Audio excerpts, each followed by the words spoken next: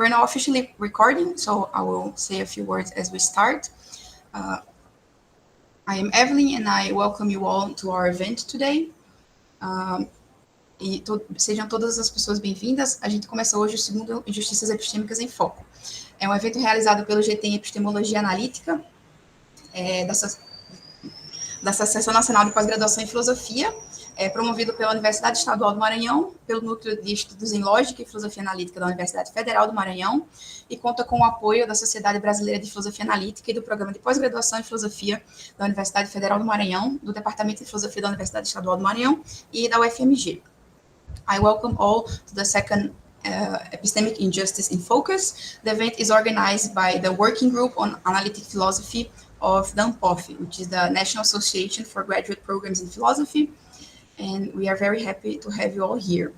Just to give a little bit of context, the first Epistemic Injustice in Focus was organized in 2023 to celebrate Breno Santos' translation of Miranda Fricker's Epistemic Injustice. And we are now back for a second version of the event, which we aimed to follow in line of celebrating the translations of some books in Portuguese, this time focusing on Breno Santos and Janaína Matida's translation of Jennifer Lackey's Criminal Testimonial Injustice, who is our guest today. Due to some unforeseen circumstances, the event was postponed, so thank you all for the patience of being here. And we also thank Professor Lackey's availability to be here today with us. Unfortunately, Breno and Janaína could not be here today, but I'm sure that we will still have a very fruitful discussion. So first, I would also like to say that due to a bit of this rescheduling gap we had, we were able to work on a book that we would like to present, which is the Injustiças Epistêmicas em Foco. So we managed to organize this book, which is Epistemic Injustice in Focus, with the chapters written by the people who are going to be presenting at the roundtables today.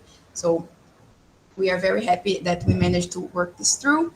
You can all access the book if you want via the link on the screen or scan the QR code. We will be making the links available throughout the week. And I am very happy to speak on the behalf of the editors when I say I'm very proud of the book, and we are very pleased to present the book to you. We have 10 different chapters written by our authors, and we will be talking a little bit more about these topics throughout the week. Today's session will be in English, but the next sessions will be in Portuguese. So I would just like to say that we were happy to manage to put this book out. And I would like to also thank all of those who contribute to making the book possible, especially Jaime Conti and Raoni Arroyo, who are the session editors of the Rumos da Epistemologia, which is the branch of the Logic and Epistemology Núcleo of the Federal University of Santa Catarina, who publishes books on epistemology. So without further ado, I'm very happy to introduce our speaker today. And I'm sure we will have a good event. So to the opening session, I am pleased to welcome Professor Jennifer Lackey, who is a professor of philosophy at Northwestern University in the United States. She specializes in epistemology with a particular emphasis on a broad range of issues of social epistemology. Her recent work focuses on false confessions, the criminal justice system, and the duty to object, norms of credibility, and the epistemic status of punishment, the epistemology of groups, and such topics. She has received many awards throughout her career, and she is the editor-in-chief of Episteme, the editor of Philosophical Studies, and subject editor for the Stanford Encyclopedia of Philosophy. She is also the author of Learning from Words, Testimony as a Source of Knowledge, and Criminal Testimonial Injustice, the book which she will be talking about today. We have invited Professor Lackey to talk about her book, as well as how her book has been received. And we have asked her to talk from 30 minutes to about an hour, and then we will open the session for questions. If you have questions throughout the talk, please type them in the chat. You can type them in Portuguese or English, and I will translate the ones which are in Portuguese so that the language barrier will not be a problem. So please feel free to type them in the chat. Thank you very much, Professor Jennifer Lackey, for being here. And please, the floor is yours. I'm going to remove my slides. I'm not sure if you have your own slides to present, But if so, I do. So I'm not used to, I normally am on Zoom, so I'm going to have to look to see. So share my screen. Let me see. Okay, I see it right here. Yeah.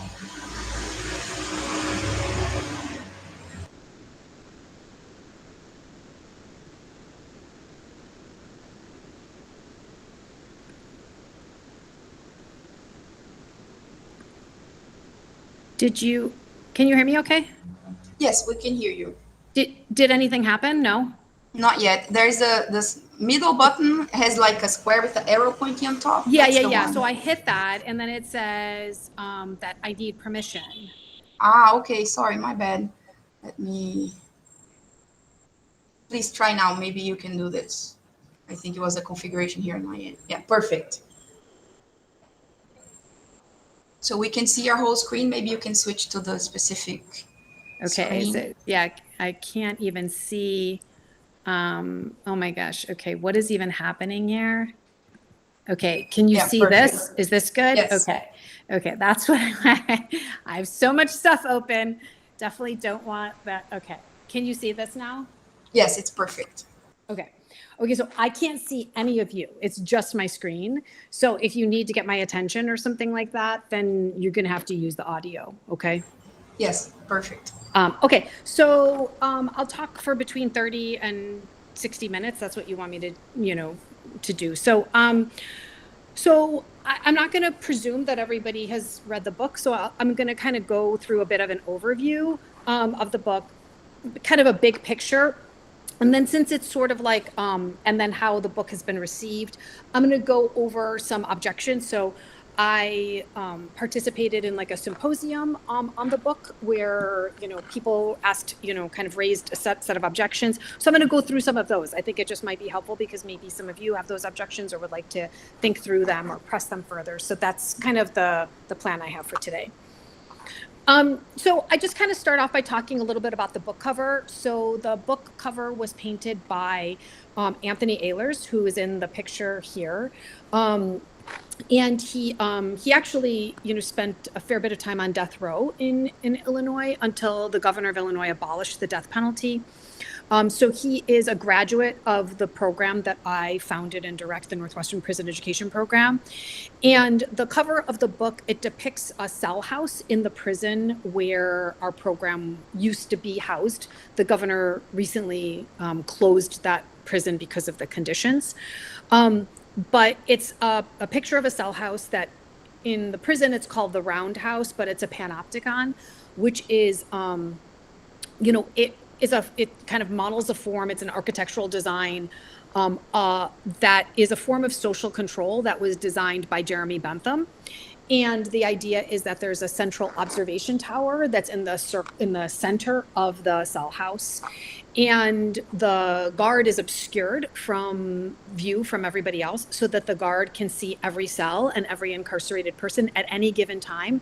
But because the guard is obscured, you never know if you're being watched. And so the idea is that people, will be motivated to act as though they're being watched at all times, and it's supposed to lead to a highly effective form of discipline and control. Basically it's surveillance before there were all the kind of cameras that we now have that provide surveillance. But in reality, for people who live in those kinds of cell houses, that kind of architectural design has been described as perfectly engineered to induce extreme aggravation, anxiety, and stress among incarcerated people who are said to universally despise the building. And Anthony, who painted the cover of it, he has spent, a lot of time in that kind of cell house. And so I think it's just really a deeply meaningful image for the cover of the book, because the book is at its core about the abuse of power and control. And so I actually think that I'm going to circle back to this because I know you all had a meeting where you talked about the translation of Miranda Fricker's book. And I think that one of the slides later on is really going to kind of try to get clear in a way that maybe doesn't come out as clearly in the book about one of the fundamental differences between Miranda's conception of testimonial injustice and the conception that I'm outlining in this book. So Miranda's conception, as I'm sure you all are very familiar, has kind of three basic components. So she focuses on there being a deficit of credibility that's due to a prejudice, and she's interested mostly in the kinds of prejudices that track social identity. So for instance, someone getting less credibility than the evidence says that they should get because of a prejudice that targets their race or their gender, for instance. But in the book, in my criminal testimonial injustice book, one of the things that I argue is that I think there's an importantly different kind of testimonial injustice, one that's fundamentally agential in nature, and it's marked by overt action on both sides. So, I talk about, I examine this conception of testimonial injustice in the criminal legal system, but we see it in other places as well. So, for instance, in some of the phenomena that I'm interested in, I look at like a deceptive ploy by the police about incriminating evidence, and on one side, and a false confession on the other, or a coercive threat by the state and on one side, and then the misidentification of an eyewitness on the other. And within the criminal legal system specifically, and of course, I focus on the American criminal legal system. I don't think that everything I say is completely unique to it, but that's the system that have expertise in. I argue that agential testimonial injustice is the result of brute state power that targets the epistemic agency of its citizens. It extracts testimony that's often life-shattering, and in so doing, it renders the victims in question complicit in their own undoing. And that's because it has this kind of agential component to it.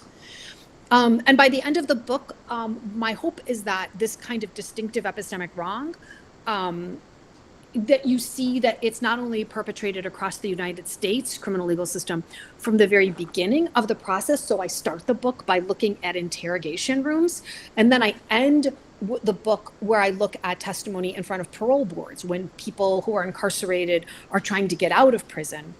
And I show that we see it at every stage of the system. And that it's fairly widespread and alarming. And so that's why the title of the book is Criminal Testimonial Injustice, because it's a kind of testimonial injustice that's in the criminal legal system, but that is also kind of quite pernicious. So my account of agential testimonial injustice has like two central components, I would say. If you wanted to kind of have it like very, like clear in your head, you can just think that the core parts of it are the extraction and then the excess of what is extracted that's given to the excess of credibility that's given to it. More precisely, I argue that a speaker is the victim of agential testimonial injustice when testimony is extracted from her in a way that bypasses, exploits, or subverts her epistemic agency and is then afforded an unwarranted excess of credibility. So just let's take a minute to understand epistemic agency. So it's commonly understood as grounded in a subject's responsiveness to reasons or evidence. And so when people talk about epistemic agency, they mostly are thinking about it in relation to beliefs. But what I do in this book is I show that I think similar considerations can be extended to thinking about speech, especially to the testimony that's offered in the criminal legal system. And again, I don't think that it's unique to the criminal legal system. I think that we can see this kind of phenomenon in other areas and other systems. So I understand epistemic agency being exercised with respect to a person's testimony when that testimony is responsive to reasons or evidence. So just like we see on the belief side, I think that we can see this on the testimony side too. So extracted testimony, I understand as testimony that has been obtained in a way that bypasses, exploits, or subverts epistemic agency. And I don't think that this is exactly like tidy, but it's a helpful way of thinking about it. That bypassing, so these are three different ways that we can do this with testimony. Manipulation often bypasses epistemic agency. So some people's conception, let me see, do I have this on here? No, I don't think so. So some people's conception of manipulation, I actually don't think that this is true, but a standard conception of manipulation is that it kind of has to be covert. It has to be sort of sneaky. So if I'm going to manipulate you, I kind of have to do it in the dark, because if I do it in a really transparent way, then it's not manipulation. And so, at least in some cases of manipulation where like I'm sort of like sending you, I'm filling your social media feed with propaganda, for instance, to try to get you to have a particular belief. That's me bypassing your epistemic agency because I'm not going through you as an agent. I'm not reasoning with you to that conclusion to get you to say that. I'm just kind of bypassing your agency. I'm going around it. I'm being sneaky. Deception oftentimes is taken to kind of exploit epistemic agency. So for instance, if I just kind of say to you, if I lie about about a particular issue, then I might be lying in a way that makes it clear that were you to believe that that's true, you would reason to a particular conclusion. I'll talk about some specific examples with like false confessions, but like this happens a lot where interrogators will lie to a suspect and say, well, we have your DNA. And you'll see some suspects reason to the conclusion, oh, well, if they have my DNA, then I must have been there. I must be involved or something like this. And so that's exploiting somebody's epistemic agency to get them to say what you want them to say. Like, for instance, like that they committed a crime. And then coercion subverts epistemic agency by kind of going around it, just like through brute force in a way. I'm going to get you to say what I want you to say. And so I'm just going to kind of overthrow epistemic agency. I'm just going to kind of, I'm not like kind of going around it. I'm not being sneaky. I'm not exploiting it. I'm just sort of overthrowing it. So a paradigmatic case in the book is, confessions. So here's someone in the prison program that I work with. His name is Demetrius Cunningham. At the age of 15, he was brought to the police station as a witness so that he could view a lineup of suspects. So he was actually brought to the police station by his father, who very willingly brought him because he just thought that he was going to be looking at a lineup of suspects. But then he ended up being separated from his father. He was interrogated for 12 hours by multiple white police officers without an adult or counsel present. He was lied to and threatened, and he ultimately falsely confessed that he had murdered an elderly woman in a carjacking. Once he was reunited with his father, he immediately recanted his confession, and he has steadfastly, maintained his innocence for the past nearly 30 years.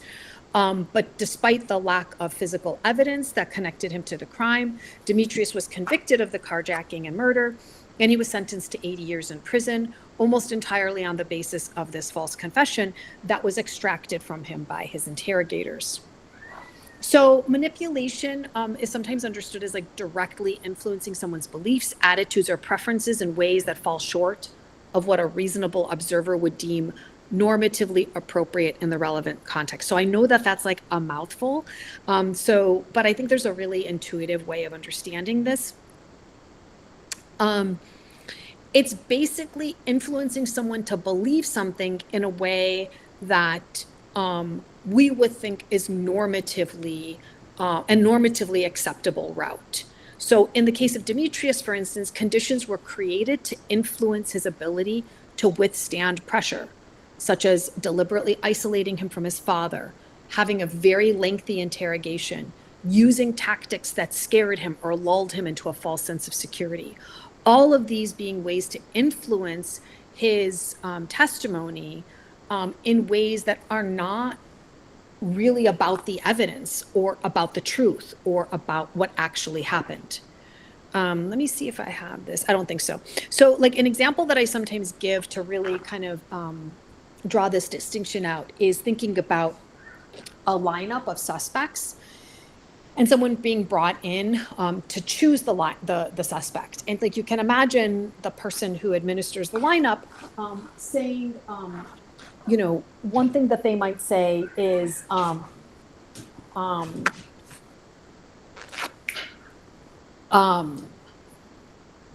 one thing they might say is like, so who was the person that you saw? I'm sorry, my cat and my dog are fighting back there. So one thing they might say is, how tall was the person you saw? was he wearing a hat, and like kind of really trying to trigger something in your memory to sort of cultivate a correct identification. In contrast, them putting the one that they want you to choose in the center, or an example that I use in the book is a case where someone was reported to have seen something, and the suspect, Mimi, come here. The suspect had a gap in his teeth, and then having the only suspect in the lineup, only having one person in the lineup with a gap between his teeth, that would be a case of like trying to manipulate someone to make a particular choice. Okay, sorry, I'm distracted. It's just there's like chaos over here. Just okay, if you want to go and deal with the cats or not, just let me know. No, it's all good. It's all good. Someone's taking care of it. Sorry. Okay. Sorry about that. No, they were like brawling back there. So anyway, it's just okay. So then deception. So just a very straightforward conception of deception. To deceive is roughly to aim to bring about a false belief in another person. So in Demetrius's case, he was falsely led to believe that investigators had evidence of his guilt that they in fact did not have. So they used these sorts of tactics to make him think that they had evidence that put him at the scene of the crime and that sort of thing, to get him to say, okay, yeah, I did it. And then finally, coercion is said to be different from manipulation and deception in that it targets the decision space or the available options of a reasoner. So coercion doesn't exactly rob someone of choice, in the sense that you can, so like a classic example of coercion, right, is where someone has a gun and they say, your wallet or my life, right? There's a sense in which you can say, no, I'm not giving you my wallet, but it limits the person's decision space so that there's really only one reasonable option left, and that's to turn over your wallet. So, I mean, there's a sense in which you could say someone had a choice between those two things, but coercion is really supposed to be understood as, limiting the options available to someone so that they really have only one option. And this is something that a lot of interrogators do. They lead the person who is being interrogated to believe that they have the only option they really have is to confess. So they might be led to believe, like, look, I'm gonna pursue the death penalty if you don't just tell me you did it, or I'm gonna, you're gonna get life in prison. So really trying to make the suspect think like, I don't really have an option but to give them what they want. So one of the things about, so in a classic example of like confessions, we can see how all three of those things can be at work: manipulation, deception, and coercion. And so then like a false confession like Demetrius's ends up being extracted in the sense that I'm interested in this book.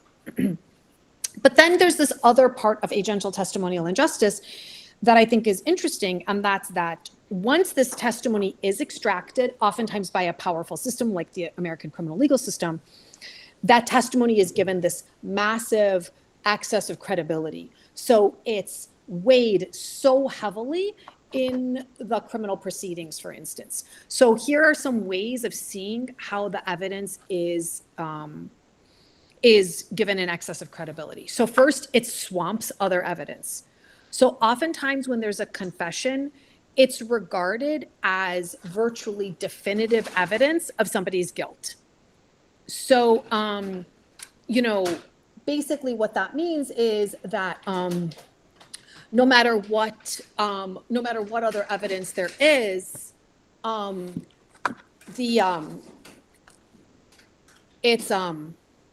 sorry, there's just a ton of stuff going on here. So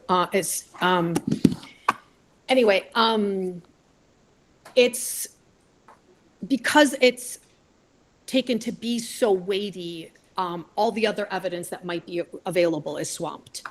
The other thing is that it distorts other evidence. So I'm sorry, hold on a second. Outrageous theories of like the prosecution, for instance, are taken to be more plausible than the possibility that somebody falsely confessed. So we see this a lot where someone, the prosecution might try to explain away why someone, there's no physical evidence, for instance, for a crime, but somebody confessed. And so they'll give these outrageous theories to explain how there was no physical evidence. And that's kind of taken to be something that is acceptable rather than the possibility that the person falsely confessed. And then finally, confessions are often resistant to counter evidence. So even when there's other kinds of exculpatory evidence, or there's inconsistencies in the confession, which we see in lots of cases, or there's evidence of the unreliability of the witnesses, all of those are dismissed in the face of the confession. Oops, sorry.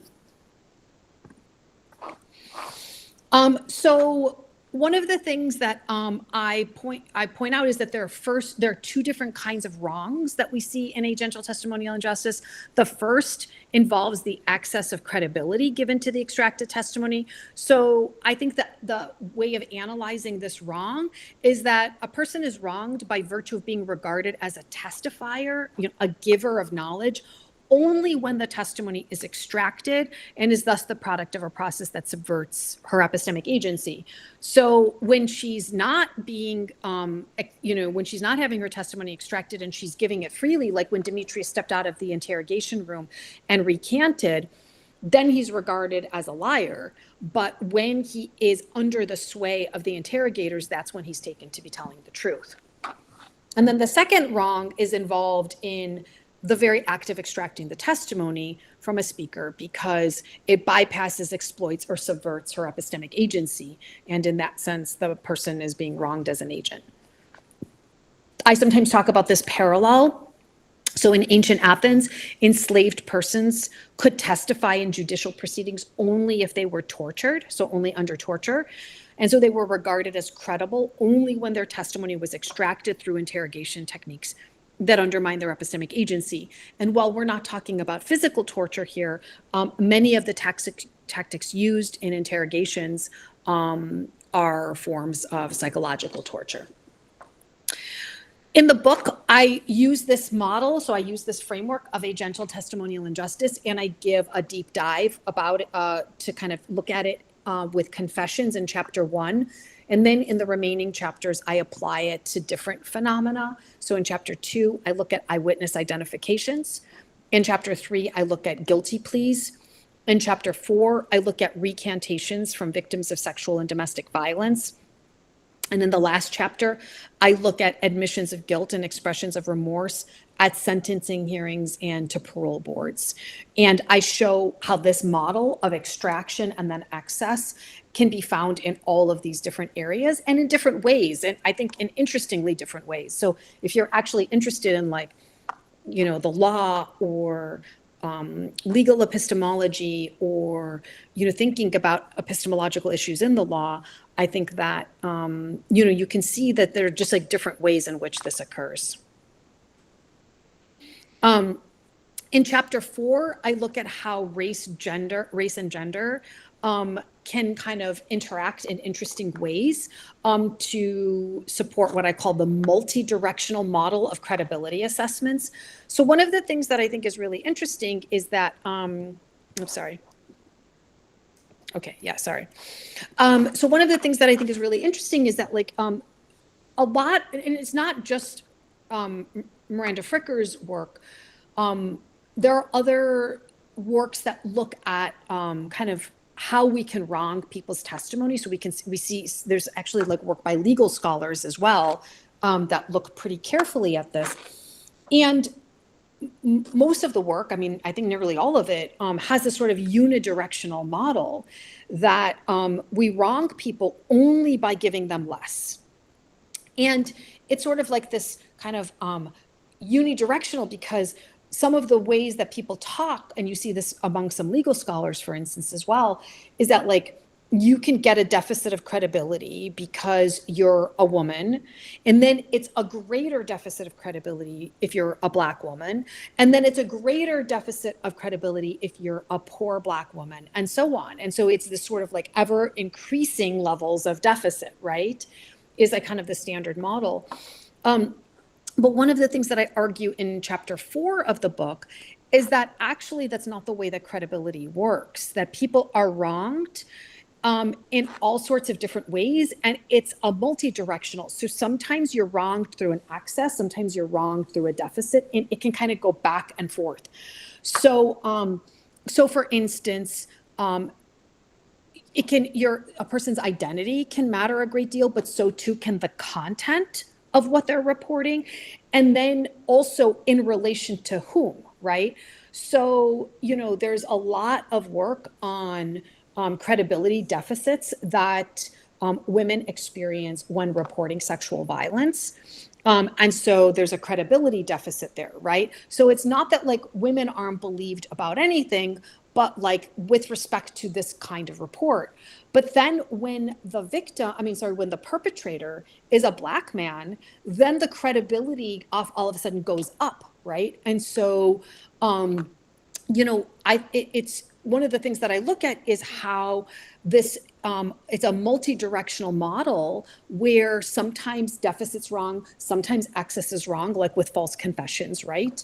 And that, we really need to kind of have this sort of more holistic assessment of the way that distribution and attributions of credibility can kind of harm and wrong.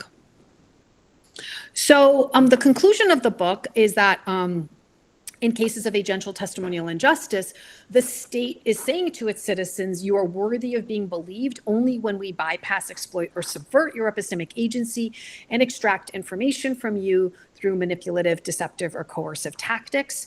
And I think that this is a particularly pernicious form of testimonial injustice because it's carried out by institutions in which we place our trust, sort of like a criminal legal system that we all kind of count on, to kind of represent its citizens. And so I think that when we see this, it cries out for a radical change in the epistemic lens through which we view the criminal legal system. I'm now going to just go through a couple of objections that were raised. I told you because, the way that I was told to think about this was like the book and then beyond. And so like some of the ways it's been received, some of the objections it's been,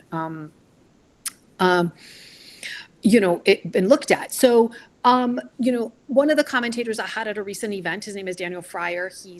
He's actually at a law school, so he was thinking about this through that lens. He kind of wondered whether I, kind of endorsed what he thought was a kind of a vital premise of the book, and that's that a central aim of our criminal legal system is to discover the truth. But I don't think that I don't think it is a vital premise. I don't think that I rely on this conception of there being, that's the goal of the system. So I think that the heart of the book, and this is something that I'm going to come back to in a couple of slides, is about state power and the abuse of epistemic agency. And so, early on, I say, even if the criminal legal system disregards concerns about subverting the epistemic agency, autonomy, and dignity of its citizens, and the colossal injustices that follow, the fact that the manipulative, deceptive, and coercive tactics are systematically leading courts away from the ultimate aim of truth should be profoundly alarming. So I add that to kind of say, look, extracted testimony is a problem because of the way that the state or the extractor is interacting with the people from whom the testimony is extracted. That's the heart of the problem.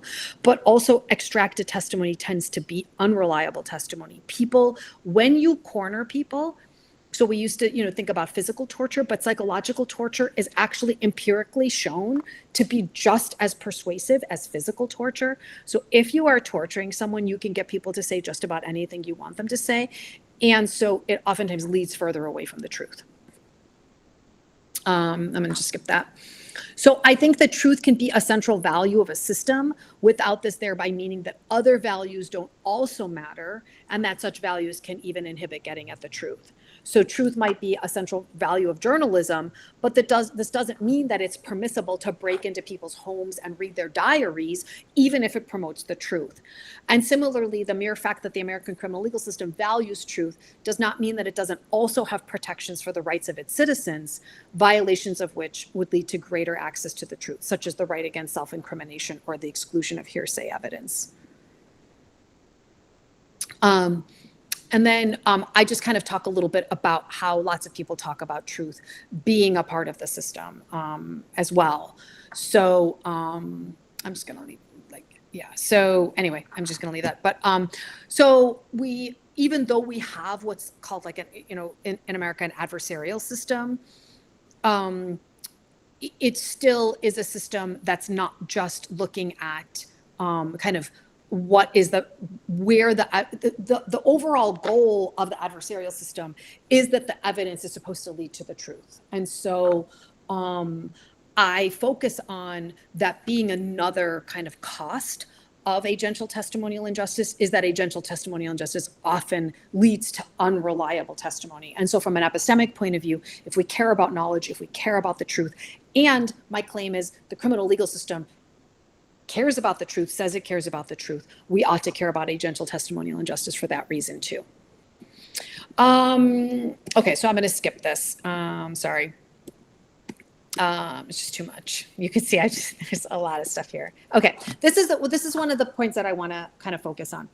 So because I think that I've gotten this kind of response from Alessandra Tonassini, and I've been at a lot of conferences with Miranda Fricker as well, who I think pushes something similar. So I think that this might be the most fruitful thing to focus on. So what Tonassini says, and again, I've heard versions of this made by other people, is that a gentle testimonial injustice appears to involve the same deficit in attributions of trustworthiness that is apparent in cases of prejudicial testimonial injustice, so like Fricker's. In both instances, there are speakers who are prejudged to be untrustworthy in the relevant domain.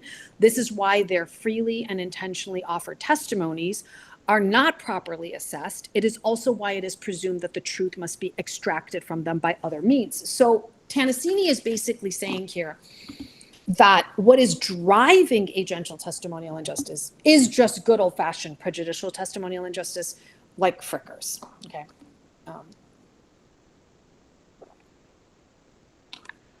So she says, in the case of individuals who are victims of a gentle testimonial injustice, there is no change in the evaluation of trustworthiness. They are thought to be likely to lie right from the start.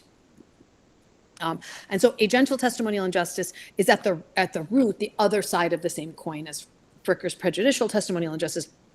I think I wouldn't say the other side of the same coin. I would say that actually on this reading of it, it just is prejudicial testimonial injustice is just what is driving a gentle testimonial injustice. So it still would be like the most explanatory. And so she says, so then she kind of asks the question, why would interrogators, judges, and prosecutors resort to techniques designed to disable speakers' ability to perform acts of telling in order to find out the truth? The reason must be, she says, because they prejudge the speakers to be untrustworthy because dishonest. So, I mean, I think that this is one of the reasons I think it's worth spending some time on this is because I think that it is deeply mistaken. I don't think that there's any version of this response that is correct. So I kind of want to look at it from a couple of different angles. So the first question I think we want to ask is if prejudice, and again, I've heard Fricker make the similar point that like what's really driving this is prejudice. So even if we grant this, like we might ask, who is the prejudice targeting? Everyone, because many, many different kinds of people are suspects, defendants, witnesses, victims, and so on. And does the prejudice target all of these people? So, I mean, if you look at like the kinds of people who have falsely confessed, who have been coerced into mistakenly identifying witnesses, who have been forced to recant, who have been forced to apologize at parole in front of parole boards or to, kind of engage in plea bargaining, you're going to see, everyone, a broad spectrum of people, right? You're going to see every race, every age, every socioeconomic status. That doesn't mean that there are not the American criminal legal system is well known for disproportionately targeting people of color. Absolutely.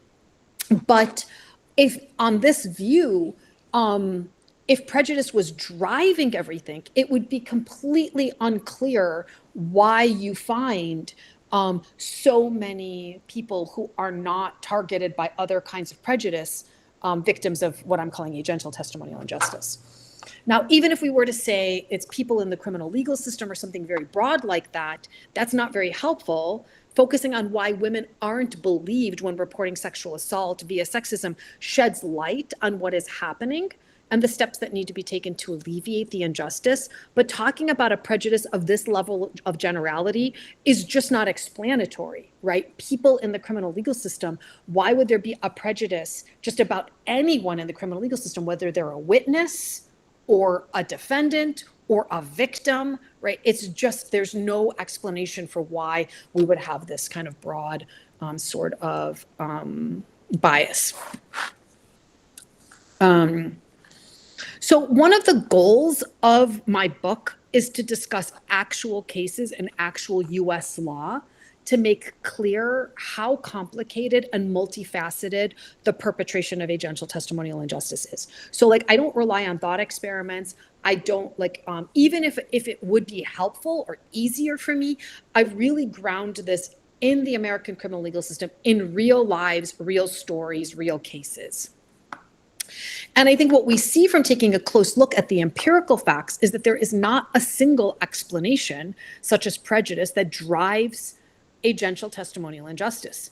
Sometimes interrogators are entirely neutral at the outset of an interview, and they just use tactics because that's how they were trained.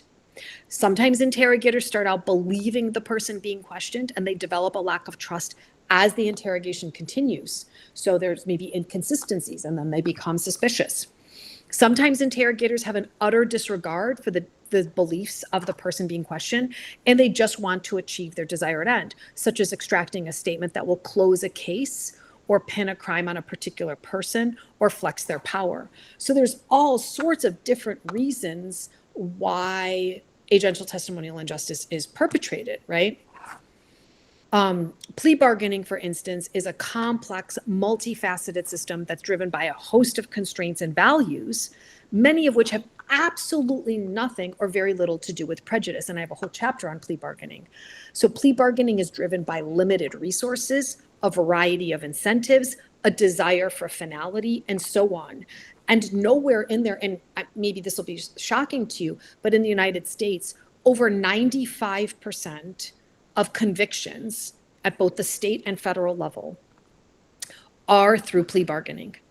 So most of the people sitting in US prisons never had a trial, right? They never saw a jury. They just accepted a guilty plea.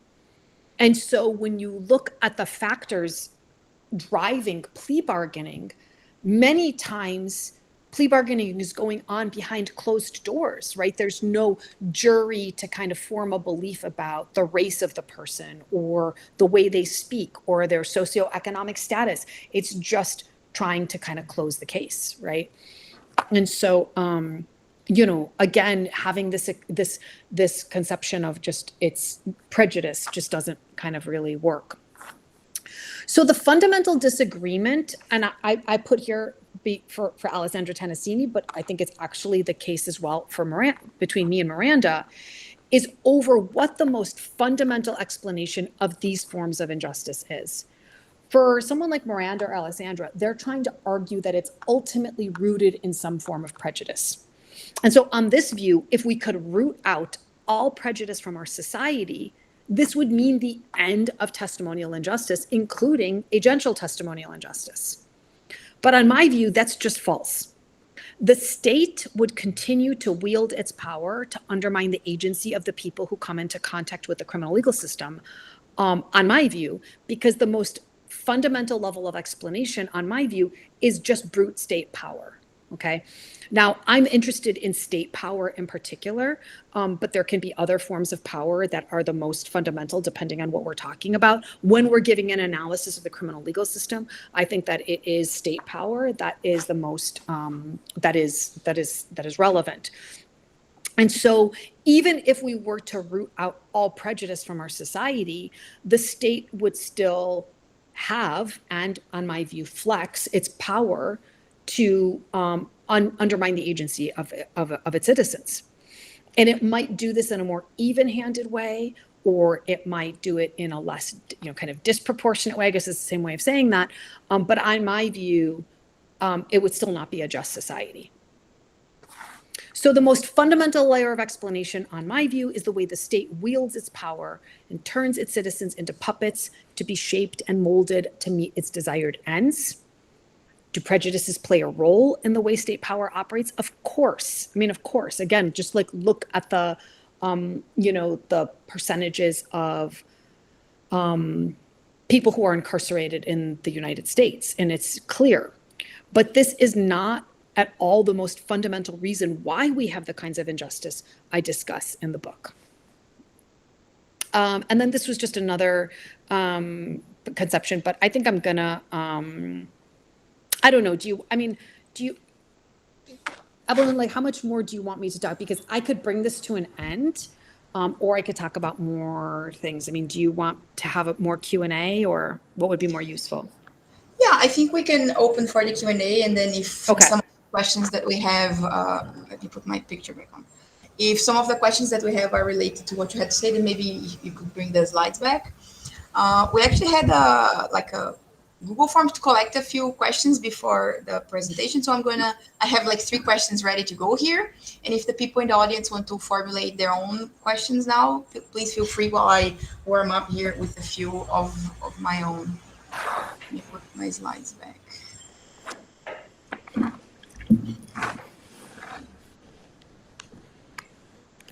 Yeah. So the first question is this: the impact of your book was enormous here in Brazil, both among people in the legal and philosophical fields, although this distinction isn't always reasonable or clear. Do you perceive a difference in reception between those who are more from the practical or from the theoretical aspects of the legal systems than those who are from the philosophy / epistemology side of the discussion? I mean, yeah, I think I would say, especially like given that, I've talked about this work in a lot of different contexts. I've talked with incarcerated people, I've talked with lawyers, I've talked at law schools, and obviously I've talked with philosophers and with epistemologists, because that's, kind of one of the main areas I work in.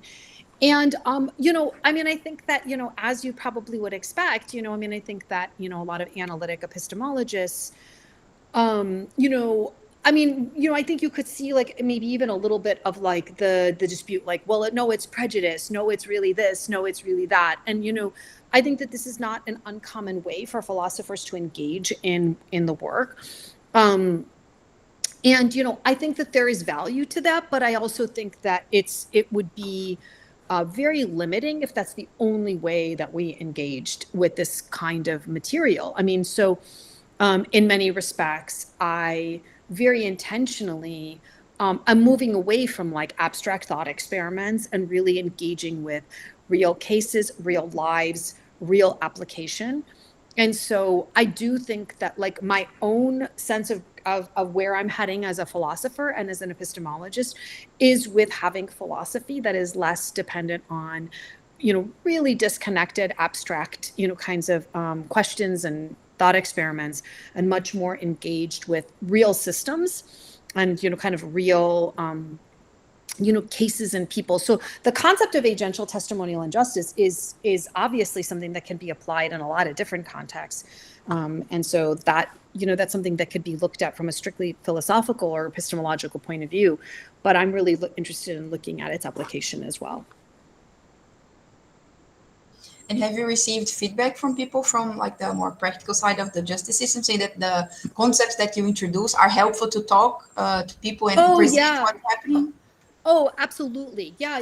I mean, sorry. So I mean, like, Yeah, I mean, there's a paper that I just saw come out in like a law review talking about agential testimony and justice in the family legal system. You know what I mean? So when people are, fighting to keep their kids and, you know what I mean? And just thinking about different ways. So I think that there's been interest among like the legal scholars in thinking about other areas that it is relevant. I think for me, the audience that has been the most impactful for me is I've shared the book with a lot of, we hosted a big conference inside a prison and had over 100 incarcerated participants. Actually, Miranda Fricker was there, Jose Medina. We had a lot of other commentators.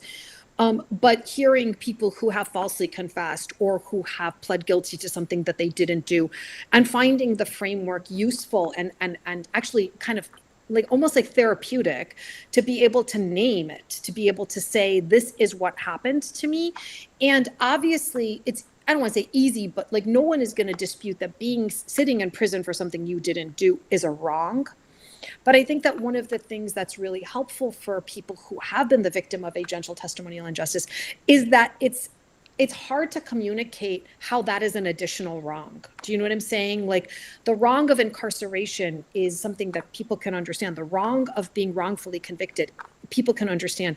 But the sense of you being made complicit, do you know what I mean? The sense in which like, kind of cornering you and getting you to sign something so that you sort of feel like at some level, like, well, I'm sort of responsible for what happened to me, right? That's a particularly pernicious kind of violation. I think I think the best feedback I've gotten is just from incarcerated people.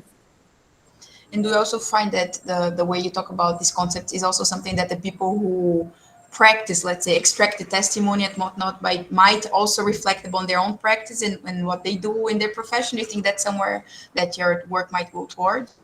Absolutely. And I think that there is a lot more reflection. I mean, I've actually given talks in Brazil a fair number of times on this material.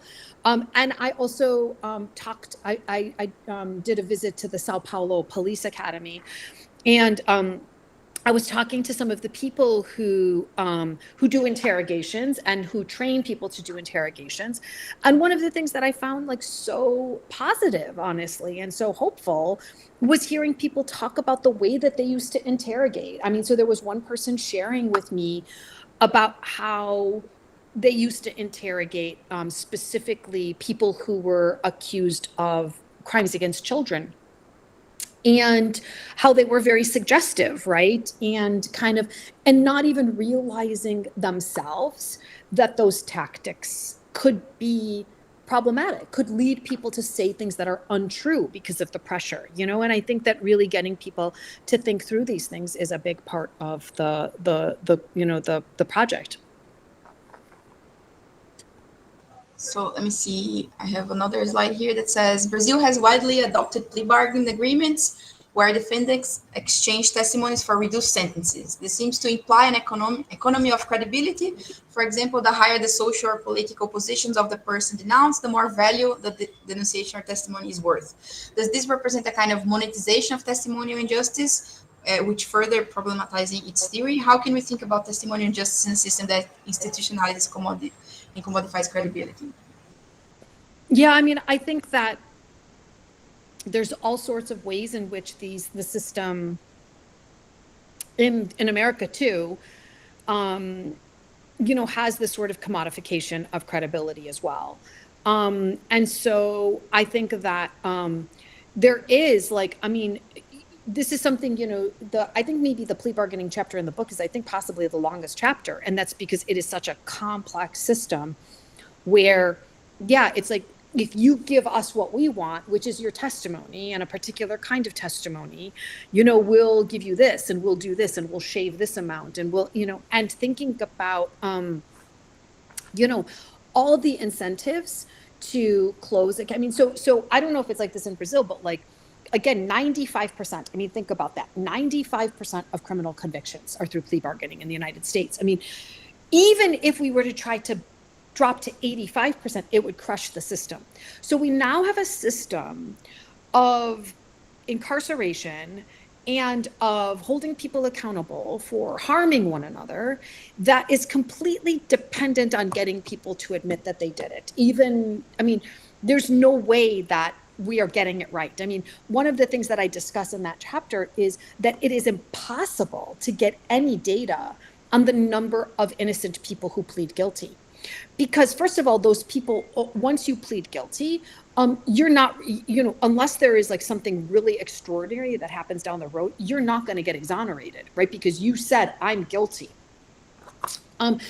So there's actually there's very few exonerations, right, of people who pled guilty. So you just don't get like those numbers, right? But then also, I mean, it's like, you know, there's no way to tell how many people have pled guilty because of the incentives, right? And so I think that, you know, the kind of systems that we have with plea bargaining are just really, really, really pernicious in terms of thinking about extracted testimony. I don't think it's just like the idea of commodifying it. I just think that it's also the whole incentive structure that we have for getting people to take responsibility for things that they didn't even do. You know what I mean? Yeah. So. Yeah. So the next question is one I formulated while you were talking, which is related to specific events here in Brazil. And so I tried to type here. Much of what you discuss is what happens once somebody is in custody and how testimony is extracted. Yet in many situations, the justice system does not even go that far. Consider, for example, the numerous massacres committed by the police with the approval of institutions. For example, 3 weeks ago, on the attack from the police in Rio de Janeiro, many people surrendered and asked to be taken into custody and then were murdered. So they didn't even get to be to testify anything. So in this sense, the police is just judge, jury, and executioner. How does your model account for this? I think you were getting a little bit into this topic in the end about state power. Maybe you could develop a little bit more how we can relate being a person that testifies and not even getting that far in the process of supplying testimony. Yeah. I mean, honestly, in some ways, I think that this question might even be better taken up by the book that I just finished. I mean, I just sent it off. I'm working on the proofs right now. So the book I mean, because with this kind of case that you're describing, you know, as you say, where the police, they're judge, jury, and executioner, we're not even talking about extracting testimony. This is brute state power just seizing control of people's stories, people's lives, people's narratives.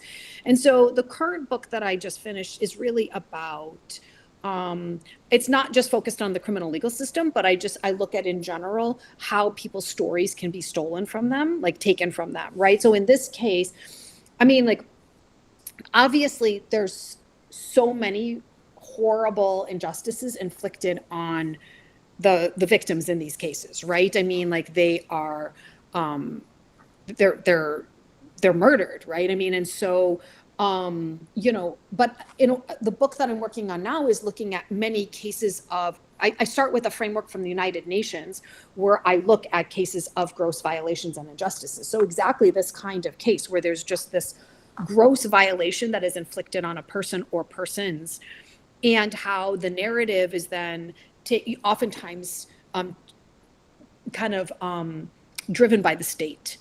And so people are wronged not only by being, you know, massacred or murdered, but then also by being either erased or vilified or distorted. And so I'm looking at all of the ways in which we inflict distinctively epistemic wrongs against people for, in a way, taking their stories, not only taking their lives. I mean, obviously, in all of the cases I'm interested in, because I'm starting with the UN framework, I'm interested in cases where there are gross violations or injustices. So there are, you know, horrible injustices of the moral and social kind. I'm looking at things like apartheid in South Africa and the residential school system in Canada. So I'm interested in, like, really, you know, oftentimes like state-driven violence against people. But I'm looking at the distinctive epistemic dimension of the story also being stolen or taken or buried or erased, or, you know, these sorts of things. So it seems like you can get from the real cases where there is all of this violence happening and extract what's epistemological about it. But you could also think about getting the theoretical side of epistemology and make it more political and more related to what's going on. Do you think you want to, like you said in your philosophical narrative, get to a point where we can talk about things going both ways, doing epistemology with more of a political background? Mm-hmm. Can you say that last question again? Like, So starting with more political concepts in the way we do epistemology, not just like looking at the world when we need examples and stuff like that. It's a big step going from toy models and toy examples to like looking at the real case. But maybe if we start with the epistemology more politically engaged, then we can also like tie together the epistemology and the world political issues. That absolutely. And so, I mean, one of the things that we've done over the last, I won a grant a couple of years ago, and we've been engaging in work in South Africa with survivors of apartheid era violence and with residential school survivors in Canada. And we've been doing a lot of work with incarcerated people in the United States, looking at ways of taking a framework from epistemology and actually engaging in real social and political work. So, that's one of the things that I have been, really focused on is how we can think about epistemology, well, philosophy in general, but epistemology more specifically, being more socially and politically engaged. Yeah, and while you were talking here in the end, I wrote here like anarchist. It seems like in a way your theory says that we cannot get rid of the testimonial justice by way of getting rid of the prejudice. We have to involve state power. And then how do we get rid of that, and how do we organize that institution such that we can get rid of these kinds of injustices that you work on? It seems like there's a sort of anarchist undertoning there to the way you deal with the issue, and how we might also talk about abolishing the police, quote unquote, and how this is also related to the solution to an epistemological problem, but also the solution to the epistemological problem is reworking the institutions in which these injustices are able to occur. Yeah, I mean, certainly, if we have these institutions that are perpetrating, because of state power, perpetrating these kinds of violences, and there is no way, to kind of, I think that basically, let me just put it more abstractly, I think that there are all sorts of things that could follow from that about the institutions themselves, like abolition, for instance, or, so one of the things that I think is really interesting is that, we oftentimes don't get, deep political and social consequences out of an epistemic wrong or out of an epistemic theory, right? I'm thinking about the ways that epistemology can really be put to work here to think about broader social and political issues, not just theoretically, but also on the ground, so to speak, is one of the goals of the last two books I've written, that one and then the current one. So I haven't received any questions here in the chat. I don't know if the discussion here was much engaging, but if anybody has questions, I would also say, please write them in the chat, either in Portuguese or in English, and I can translate if it's needed.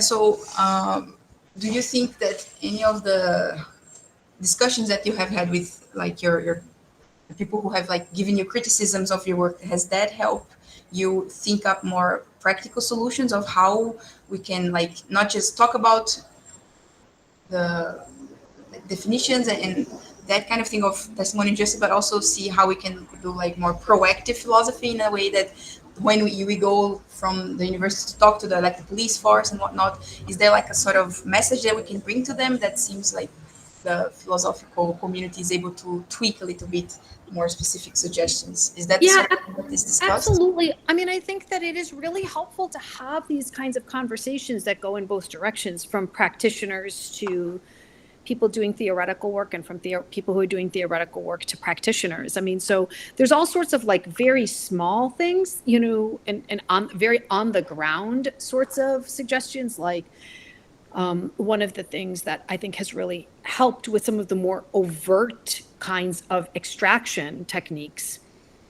that still occur, but we used to see a lot of, is that interrogations are now, for the most part, completely recorded in the United States. And so if there's a recording of it, it's actually much easier to say, well, this person, the interrogators were suggesting answers, or, they were, being coercive. Do you know what I mean? So just the fact that like many interrogations now have a recorded record has really changed things. And that's a kind of reform that, is very much in response to false confessions, or to, kind of really shining a light on this sort of phenomenon. I oftentimes, when I talk about this material, also sort of like joke sometimes that I think that Netflix has probably done more for interrogations and for suspects than anything else, than any because millions of people have watched now documentaries that are just streaming on Netflix where it shows interrogations of false confessions. And it used to be the case that when you would talk to jurors, they would say that they could never imagine falsely confessing to things, that they, it was like something that was unimaginable to people. And they would also talk about, people just did not think that people falsely confessed. And now after Netflix, like there was actually empirical work where like there was a survey given to prospective jurors. And now a very high percentage of them say, no, I think people falsely confess to crimes.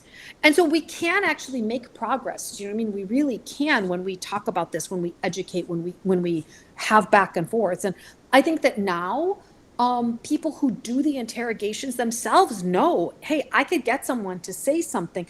I think that people used to go into an interrogation room and they used to have this attitude, no one is going to say they murdered someone if they didn't murder them. And now I think people know that that is false. People do. It's not that difficult. You know what I mean? I think a lot of people who work in these spaces will talk to an audience and say, I could probably get almost every single one of you to falsely confess to something under the right circumstances, And so getting people to realize that, I think, has changed the practice. And it's some of the theoretical work that has gotten people. So there's, I think, a very kind of, helpful sort of feedback loop, between the two. Yeah, and it seems there's not just like the people interviewing, the people that are confessing, but also like the general people who see that happen. So there seems to be like a third engagement there, which is the general public might ask when they see somebody testify, but how was that person questioned and what were the practices that were involved? I think the general public also having the concepts that you introduce, that also helps make the police accountable, for example, to how they extract testimony. So it's not just like the practitioners themselves saying, maybe I shouldn't ask things this way and shouldn't imply and coerce, but also the general population can say, yeah, but how was that person questioned and were they coerced? I think it's also important that like the general people are also made to wield these concepts and understand how that works. So maybe through Netflix, I don't know, but there's certainly a way that this stuff can get into more people, that we can use the concepts more fruitfully, maybe.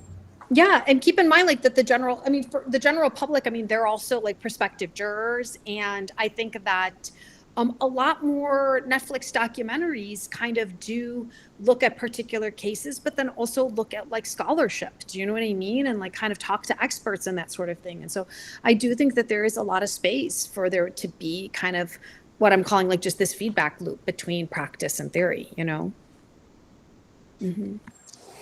Yeah, so I haven't received any questions here in the chat. And I have gone through the ones I had prepared here. So I'd like to thank you very much for your talk and your willingness to reschedule the event and come talk to us today. Absolutely. Thank you for having me. I've got tons of colleagues in Brazil. I feel like I'm out there a fair bit. And so I'm always grateful. To engage with, and I have like extra copies of the Portuguese version. So if anybody wants a copy, to send me an email, because like when I was in Brazil, they gave me like a stack of them, and like I don't have a whole bunch of people out here that speak Portuguese, so I'm happy to. Yeah, send no, that's somebody interesting wants because your book here, I think a problem for the reading group that we had was that there weren't many copies available and they were sort of expensive.